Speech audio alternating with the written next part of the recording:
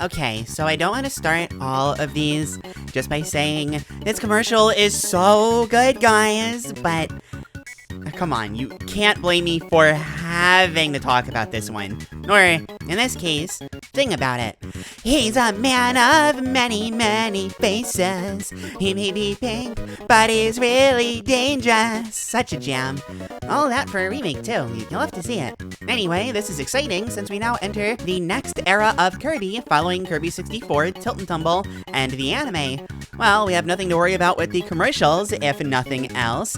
Every enemy he beats is another bad guy for Kirby to eat. Then he takes on their powers. Before diving any deeper into the video, if you like what you see and want to help me out, please consider thinking this video is the best by giving it a like. Tell me what your thoughts are on Kirby Nightmare in Dreamland in the comments, and ring the notification bell after subscribing to really help me out.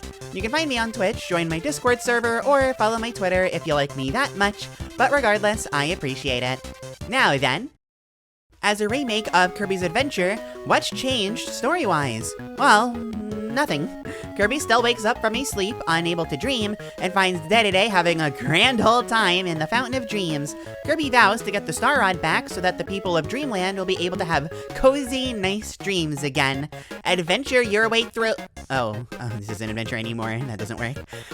Platform your way through 7 different worlds and save Dreamland from its nightmare. Hey, that one's not too bad. I like that one.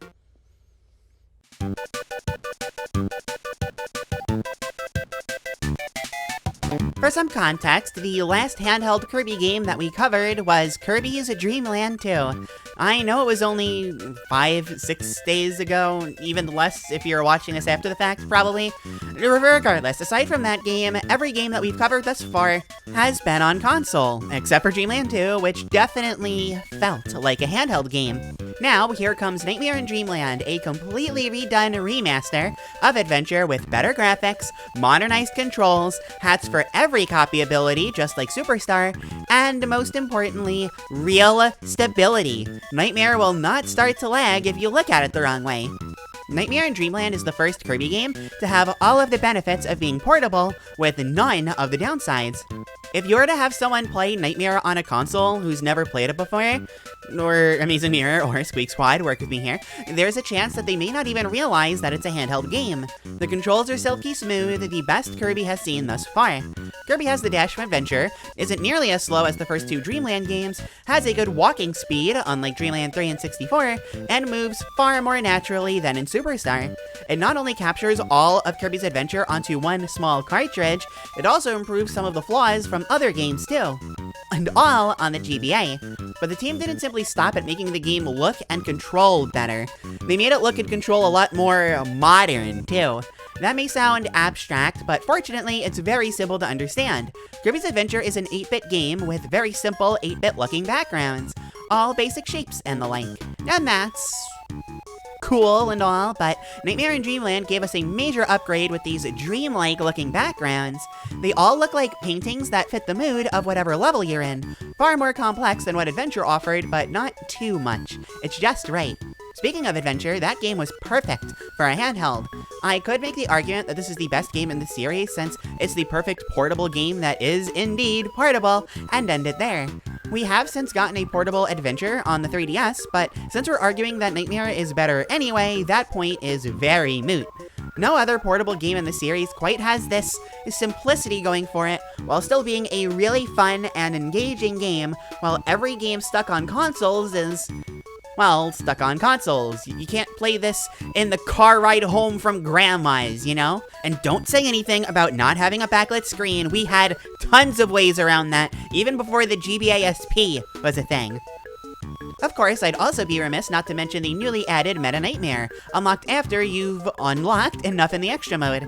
It's a speedrun-focused mode where you blaze through the game as Meta Knight, and it is a blast. It's no surprise that this came back in later games, each of which have their own bells and whistles. But, in a way, the things added in future versions are what make this the best Meta Nightmare of them all. It's simple. This is speedrunning at its purest. You run through levels quickly with a limited kit and see if you can beat your personal best time and by how much. It isn't overwhelming, but simple. It isn't about posting your time to an online leaderboard and competing with random strangers, but about beating your own best time and seeing your own improvement. It's fantastic.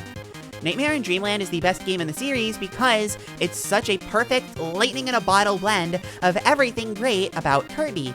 It's the perfect portable game that's fun and accessible. It has tons of replay value, regardless of if you're doing a standard run like an adventure or going all the way for Meta Nightmare. Levels are short but sweet, and did I mention this game bought copyability hats back? Instant W. At the end of the day, even though I rambled on a lot because boy howdy can I ramble, it isn't complicated to see why Nightmare is the best, and that's why it's the best. Why did I write it like that? Okay, before going any further, I may bring it up, but Adventure existing isn't going to affect this at all. I've mentioned this a few times already, but just because that game exists and may or may not be better, doesn't make Nightmare the worst game in the series. Does it make it not the best? Maybe, but does it make it not the worst? No. Now, with that being out of the way, with this being the same game as Adventure, it has a lot of the same issues. Overlapping abilities, bland levels, breezy bosses, all of that. If you want to know about my case for Adventure being the worst, watch that video. The problem is that Nightmare introduces a slew of new issues. Notably, this game is somehow very noticeably easier. Enemies generally move slower here, and bosses are much easier to hit. Copy abilities deal more damage across the board, and close-range abilities have a lot more range on them than before. A lot of the game was made bigger and slower, which is a bizarre decision, to say the least. Adventure was a game where, even though enemies could have erratic moving patterns, or you couldn't always deal a lot of damage really quickly, it never really felt unfair. It had its more challenging moments, of course, but it was an overall breezy ride that felt all the more comfortable because of its atmosphere. Those trickier moments stand out so much more because of this, and Nightmare in Dreamland just doesn't have any challenging moments. Start to finish, it's a breezy ride that never manages to stand out. The levels don't do much, the bosses are a joke, the copy abilities are way undercooked. It just feels so good having fire or burning as options when they both cleave through levels just as easily. Ice and freeze? Who cares? It doesn't matter.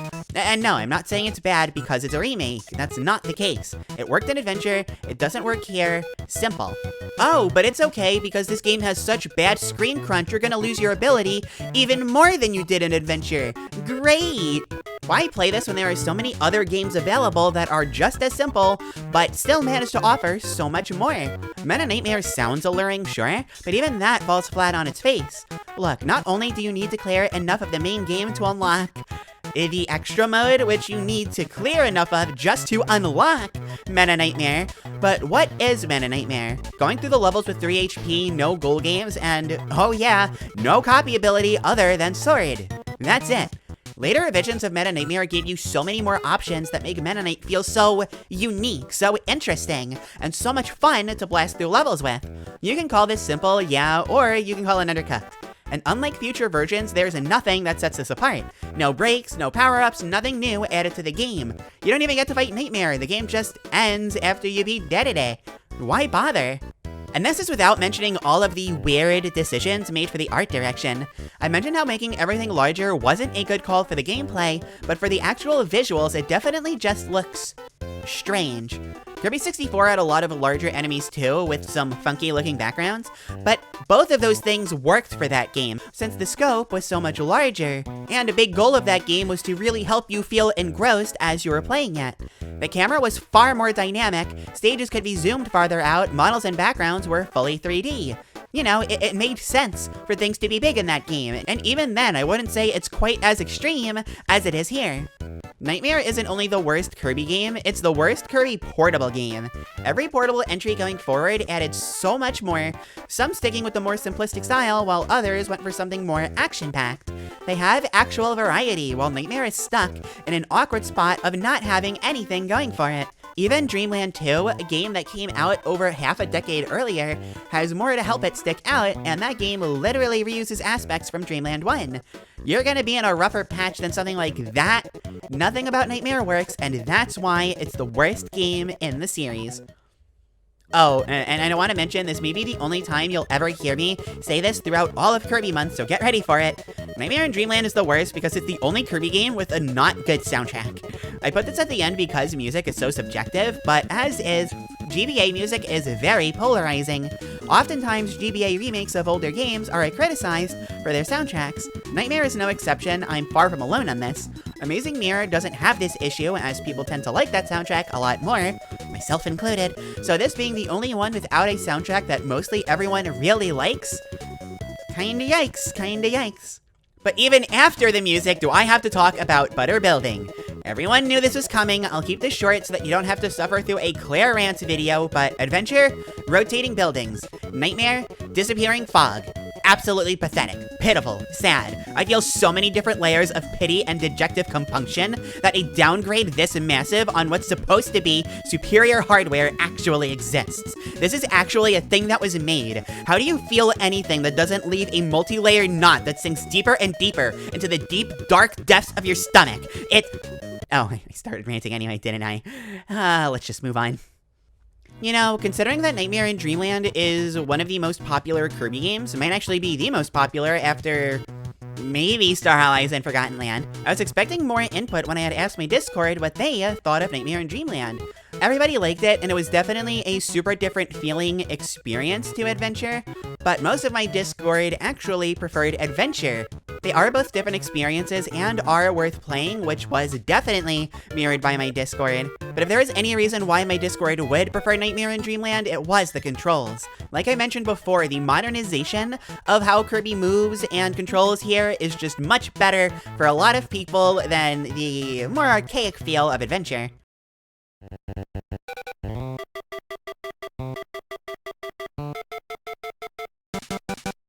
Unlike the Superstar games, the common consensus on which game is better between Adventure and Nightmare changes on a dime. Some days, some hours, some minutes, it feels like everyone loves Adventure, while in others, it can feel like Nightmare is the only one that people actually care about.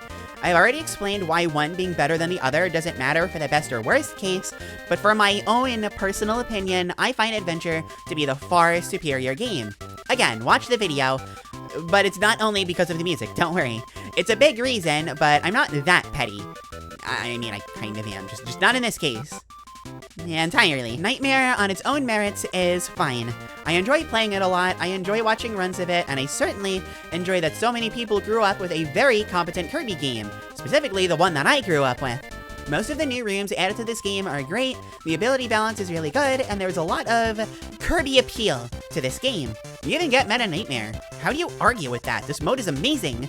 Unfortunately, I still think, even ignoring Adventure, it has some major things going against it. I really don't like the music, but most of my other issues I can look past on their own.